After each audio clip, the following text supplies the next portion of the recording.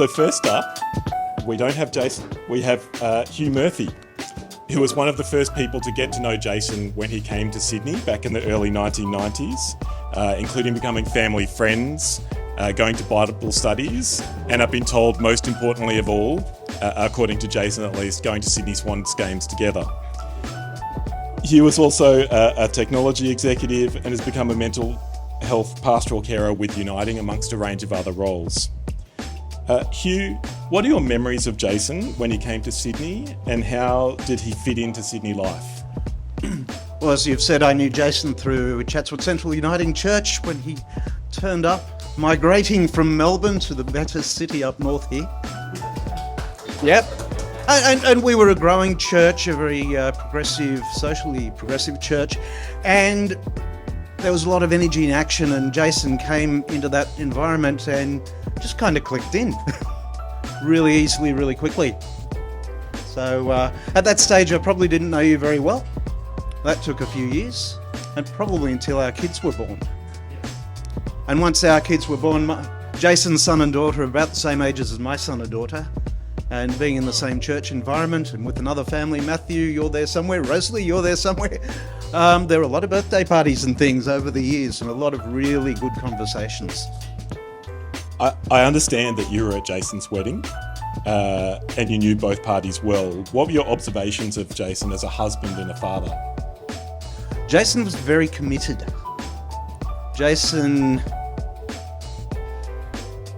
loves people. He loves to be loved.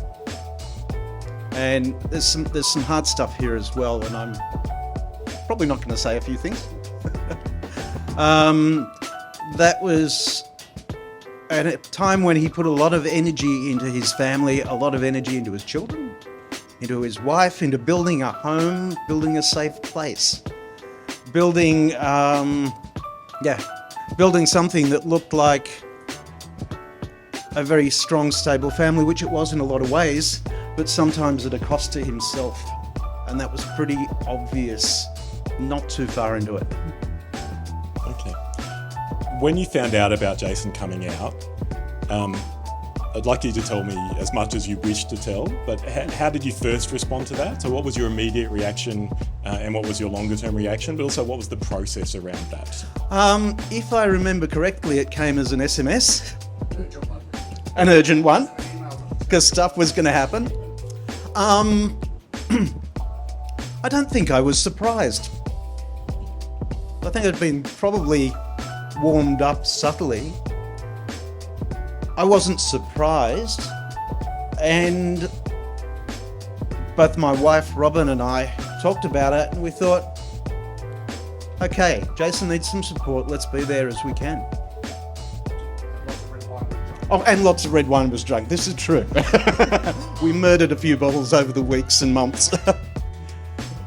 One of the things that often people in the closet feel, but also can be described by people who know them from outside, is they live very compartmentalised lives. What do you think the impact of that was, and what did you observe from the outside? I certainly had observed a lot of stress. Things that at that time just did not make sense to me, and not really knowing where that stress was coming from.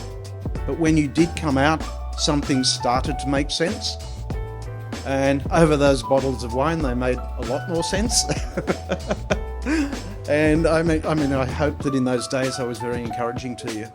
That was, I think, a very special time, and an affirming time for you, and the changes, monumental changes happening in your life. I'm privileged to have been a part of that. One of the things, and I hope everyone in the room gets the chance to read the book for themselves, but one of the things Jason talks about is things didn't immediately, become a bed of roses, or, it wasn't some grand rainbow celebration, that there were dark times after he came out.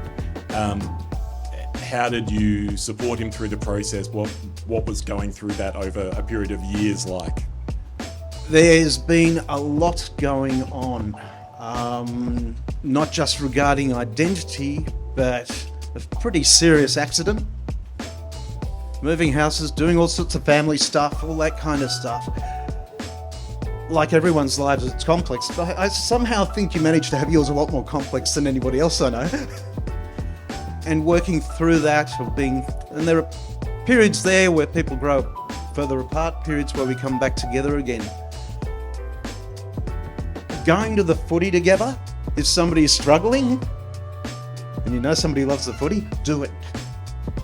Watching you join the Rainbow Swans and being part of that in a couple of Pride matches was so special.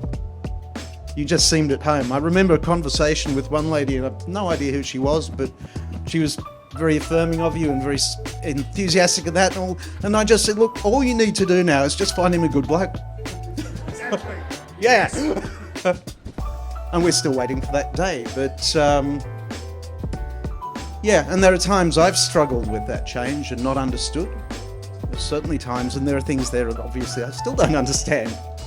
And I beg your forgiveness in some places. But it's been an interesting thing for me to be journeying alongside somebody who is so open and honest about what's going on and the struggles being encountered and sometimes overcome, sometimes not overcome. And that's, again, true with all our lives. You know, we hit our heads against some stuff that we're never going to fix. But it's reconciling to that is important. And that involves a lot of conversation, a lot of grace, and sometimes a lot of time. One last question. So you've been his friend now for more than 3 decades. Yep.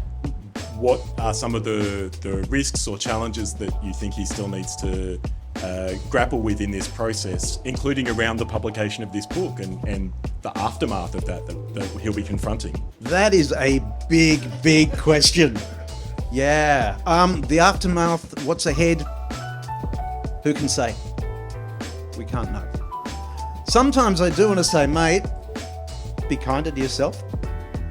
Yeah, and you know that. Went to the theatre Friday night? Good. Sometimes I want to say, let's just go out and have a beer.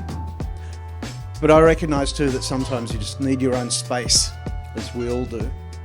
And the mental health challenges that you faced are very significant and just need that time and space and gentleness. So, yeah. Thank you, and thanks very much for your comments as somebody who has known him for such a long time.